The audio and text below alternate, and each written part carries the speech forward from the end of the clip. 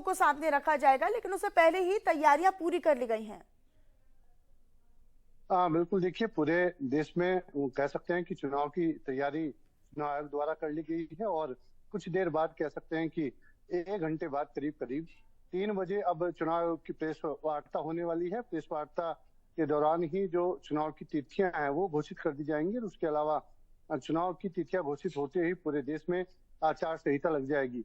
बात करें उत्तराखंड प्रदेश की, तो उत्तराखंड के जो मुख्य चुनाव आयुक्त हैं उनके द्वारा 5 बजे सचिवालय में प्रेस वार्ता रखी गई है। तो जो एक लंबा इंतजार था कि आचार संहिता आखिर कब लगेगी, तो वो आज 3 बजे प्रेस वार्ता होने के बाद आज देश में आचार संहिता लोकसभा धर्मेंद्र, जिस बैठक का जिक्र आप कर रहे हैं वो बैठक लिहाजा इसी उद्देश्य के साथ हो रही होगी कि अगर आचार संहिता भी लगती है तो प्रचार प्रसार पर पूरी तरीके से विराम लगेगा, बड़ी रैलियां नहीं हो पाएंगी, बड़े समारोह नहीं हो पाएंगे, और उसको लेकर पहले से प्रशासनिक तैयारियां पुख्ता कर ली जाए। हाँ बिल्कुल, देखिए जब चुनाव आयोग की दिल्ली में 3 बजे विज्ञान भवन में प्रेस वार्ता होगी तो उस प्रेस वार्ता के बाद ही माना जाता है कि पूरे देश में आचार संहिता लग जाएगी, जब चुनाव की तिथियां घोषित हो जाएंगी। लेकिन विधिवत रूप से प्रदेश में आचार संहिता लागू करने के लिए 5 बजे सचिवालय में जो मुख्य चुनाव आयुक्त हैं उनकी प्रेस वार्ता देहरादून में रखी गई है। और वो विधिवत रूप से प्रेस वार्ता करके उन तिथियों का, उन चरणों का, संभवतः उत्तराखंड में एक ही चरण में चुनाव होने हैं, तो वो किस तारीख में चुनाव यहाँ पर होंगे और क्या क्या तैयारी उत्तराखंड चुनाव आयोग द्वारा चुनाव को लेकर की गई है, अपनी नजर आप इस बैठक पर भी बनाकर रखिएगा। धर्मेंद्र, बहरहाल बहुत शुक्रिया, आपने जानकारी हमारे दर्शकों तक साझा की। तो चुनावी डेट शीट तैयार है, बस थोड़ा सा इंतजार और है जब चुनाव आयोग जो है वो प्रेस वार्ता करेगा और तारीखों का ऐलान करेगा। लेकिन महत्वपूर्ण ये भी है कि ये कहा जा रहा है कि 6 से 7 चरणों में चुनाव करवाए जा सकते हैं। तारीखों का ऐलान होते ही हालांकि आदर्श आचार संहिता भी लग जाएगी, जिसमें चुनाव प्रचार पर पूरी तरीके से रोक रहेगी, कोई बड़ी रैलियां नहीं हो पाएंगी, कोई बड़े समारोह नहीं हो पाएंगे, पोस्टर्स वगैरह नहीं लग पाएंगे। तो जिस तरीके से प्रत्याशी अपने प्रचार प्रसार के लिए लगातार कोशिशें करते हैं, आचार संहिता के बाद वो रैलियां नहीं कर पाएंगे, प्रचार प्रसार पर रोक रहेगी।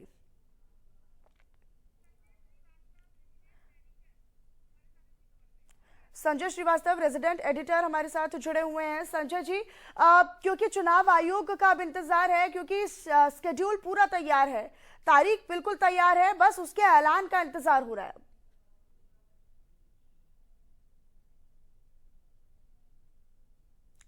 संजय जी, आवाज मिल रही है आप तक?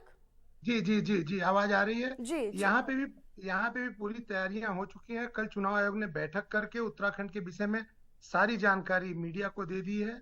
और आज भी 3 बजे दिल्ली में प्रेस कॉन्फ्रेंस के बाद 5 बजे यहाँ पे मीडिया सेंटर में चुनाव आयोग ने प्रेस वार्ता बुलाई है, जिसके माध्यम से उत्तराखंड में क्या इनके गाइडलाइन होगी उसके विषय में मीडिया को ये ब्रीफ करेंगे। और भारतीय जनता पार्टी, कांग्रेस ने भी चुनाव की तैयारी लगभग कर ली है।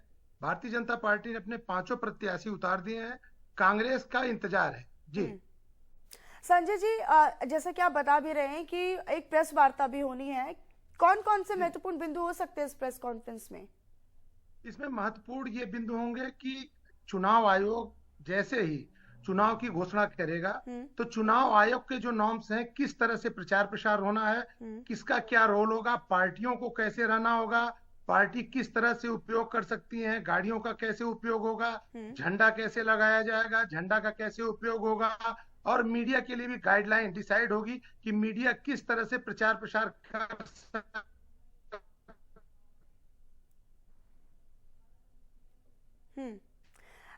लेकिन संजय जी, अगर हम लोगों के रुझान की बात करते हैं तो लोग अपनी मिलीजुली प्रतिक्रियाएं दे रहे हैं, और यहाँ पर ये काफी महत्वपूर्ण है कि किन मुद्दों के साथ लोग यहाँ पर पहुंच रहे हैं अपने मत का इस्तेमाल करने के लिए।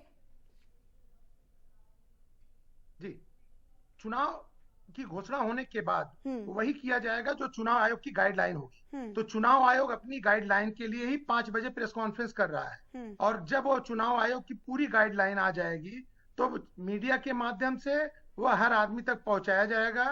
जो राजनीतिक पार्टियां हैं उसको भी वो फॉलो करेंगी, और जो आम जन है उनको भी वही फॉलो करना होगा। साथ में मीडिया के लिए भी गाइडलाइन होगी कि मीडिया कैसे उसको चुनाव को अपने ढंग से कैसे सामने लाता है।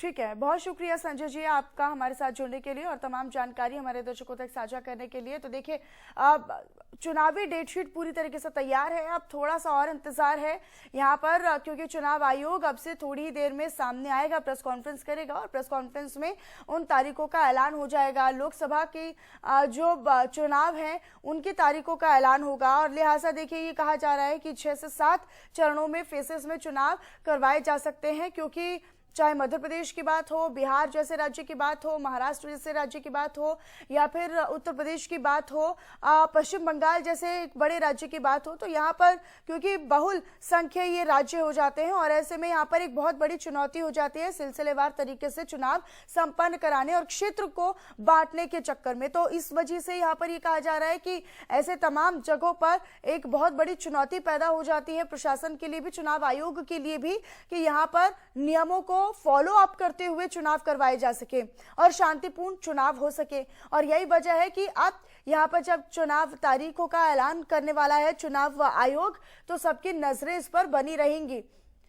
6 से 7 चरणों में चुनाव करवाए जा सकते हैं। हालांकि इससे पहले भी हमने लोकसभा चुनाव में देखा था कि इतने ही फेसेस में चुनाव करवाए गए थे और क्योंकि चुनाव आयोग जब सामने आएगा तो ना केवल वो चुनाव की तारीखों का ऐलान करेगा, बल्कि यहाँ पर चुनाव प्रचार को लेकर क्या गाइडलाइंस रहेंगी, क्या अधिसूचना रहेगी, उसके बारे में भी जिक्र किया जा सकता है। हालांकि राज्य दर राज्य जो चुनाव आयोग है वो भी प्रेस कॉन्फ्रेंस करेगा बाकायदा, राज्य सरकारें भी इसको लेकर उनको भी बाकायदा गाइड किया जाएगा, निर्देशित किया जाएगा कि आप इन नियमों के अंतर्गत ही चुनाव प्रचार करें।